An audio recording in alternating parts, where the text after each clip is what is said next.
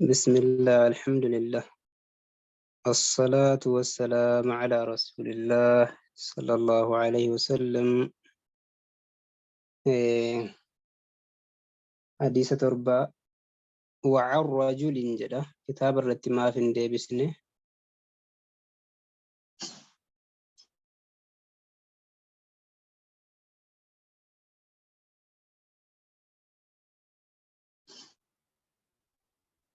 وعن رجل. إيه، رجلين كن مبهما ستي. مبهما يروج إنه مكان ساهن نامنه رجل نمتجو جدير مديسه.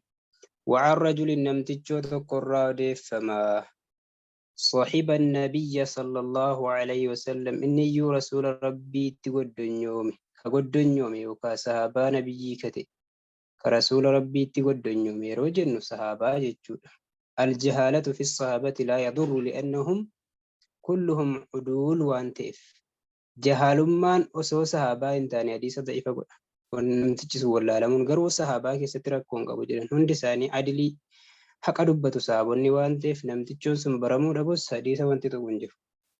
قال نيجي رجلين سني نهى رسول الله صلى الله عليه وسلم ergama rabbii dhorkee jiraanuun jedhama. Maalirraa dhorke? An taghtasila dhiqachuu irraa. Almar'atu gennoonni yookaan dubartiin dhiqachuu irraa dhorkan. Maaliin dhiqachuu? Bifadli rajulii hafaa bishaan namtichootiin yookaan hafaa bishaan dhiirrirraa dhiqateenii jechuudha. Yookaan immoo awirra jiru yookaan dhiirtillee dhiqachuu ni dhorkan bifadli hambaa almar'ati dubartiitiin jechuudha. Akkas jedha walli yaqtarifhaa haa ammaarratan bishaan sanaa jamiican walumaan al tokkicha ammaarratan malee wal faallessanii isiin dura dhiqattee inni booda dhiqachuun hin ta'u. Inni booda dhiqatee isiin dura dhiqachuun hin ta'uu jedhaa jira hadiisni kun. أخرجه أبو داود أبي داود قباسي حديث كان والنسائي نسائن اللي قباسي جرا وإسناده صحيح سند حديثات صحيحة تنجر أجرا حديثني صحيحة صحيحة حديث عبد الله ميمونة سنة ولن أبو يوجن كميمونان حفا يوكا همبا بشان نبي تنكتك جدو kan qaraanee dabarsine sana yoo waliin dhabuu kamii jechuun gaaffii ta'e nahayyinni kun nahayyii tanziihaati. Tanziiha jechuun of eeggannoodhuma yookaan hadiisa kana mansuukattiin jenna. Hadiisni rajulee kun mansuuka. Mansuuka jechuun nassakama yookaan hukumiin kanaa ka'eera bakka. Hadiisa lammaffaa hadiisa Maymunaan odeessisanatu nassake. Inni nassakame jechuun hukumii isaa jijjiiree jechuudha. Yookaan akkas jenna yookaan immoo nahayyiin kun dhorkaan kun isa tanziihaati malee isa haraaminaa miti jennee wal bira dabarsuu dandeenya hadiisa wal qabe kana akkasi. Eshi hadiisa kurnaffaa jettanii ayyee hadiisa Abi Hurayraa irra nu geessaa. وعن أبي هريرة رضي الله عنه أبي هريرة الراهدي فما رب الرهجالة قال نيجر أبي هريرة قال رسول الله صلى الله عليه وسلم نبي ربي جراني جروج طهور الكليسون إنائي قدا أحدكم تكوكي سنيدا الكليسوني روكم إذا ولق ويتأرى فيه قداسا كيس الكلب سرين qulqulleessuun isaadha akkamiin argamame ayyagsilahu qodicha sana miicuudha hagam 7 marraatin marraa torba yookaan iftaraa torba miicuudhaan bishaanni sun qulqullaa najasaa saree mugalladaadha najasaa akkaan ulfeeffamaa jechuudha. Uulaahunna dura iseedha hunna jechuun dura isii kam dhiqowwan torbatu jirti miti uulaahunna dura isee bitturaabii biyyoodhaan miiccituu jedhaa jira. وحكمته الله أعلم حكمان زمالي توكو يو بريتشني ميچن نجاسمان هنكا مو هنكو ka'uu danda'a tokkumaan. Garuu torba miicaa jechuu kana hikimaa isaa shari'aamatu beekaa. Shari'aamatu beekaa jennee bira dabarra malee illaansaa kana warri itti jedhee illaatti lakkaa illee ni jira. Sareen kun akkas najaasaan see waan akkasiiti jedhanii hikimaa isaa irratti dubbachuu keessatti waan baay'ee kaasu warri shurraa'otaa natti fakkaata.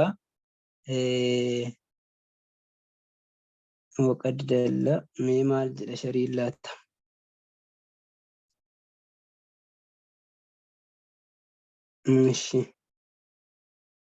walumaa gala hikimaa isaa shari'atu beekaa yookaan hikimaa isaa rabbitu beekaa.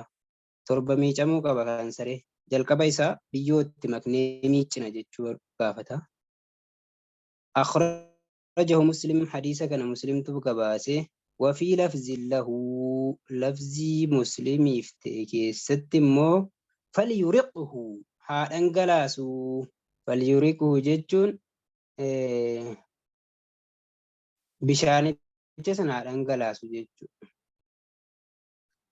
Walittirmizii riwaayaa tirmizii keessatti immoo aakhirahunna xumura dhiqoowwanii sana jetti lafziin kun. Uulaahunna yookaan immoo dura isiidhaa bitturaabi bishaaniin haa miicuu jetti. Kun asitti takkiyyira godhaa jira. Yookaan jalqaba haa miicuu yookaan immoo xumura irratti biyyoodhaan haa miicuu jedhaa jirti. Riwaayaan iseenii maal jedhattan? Ukuraahunna xumura ishii yookaan uulaahunna yookaan dura ishiidhaa bitturaabi bishaaniin haa miicuu dhiqaa torba sana keessaa jechuudha.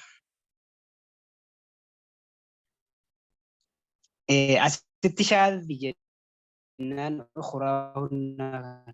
Ukuraahunni kun shaadhiidha. Shaadhi jechuun mukaalafaa siqaati. Namni siqaa ta'e tokko nama isaan olii faallessee yeroo inni odeessee jedhu hadiisa kana fudhatama hin qabu jennaan shaadhiidha. Maaliif hin faallessee jechuudha shaadhi jechuun.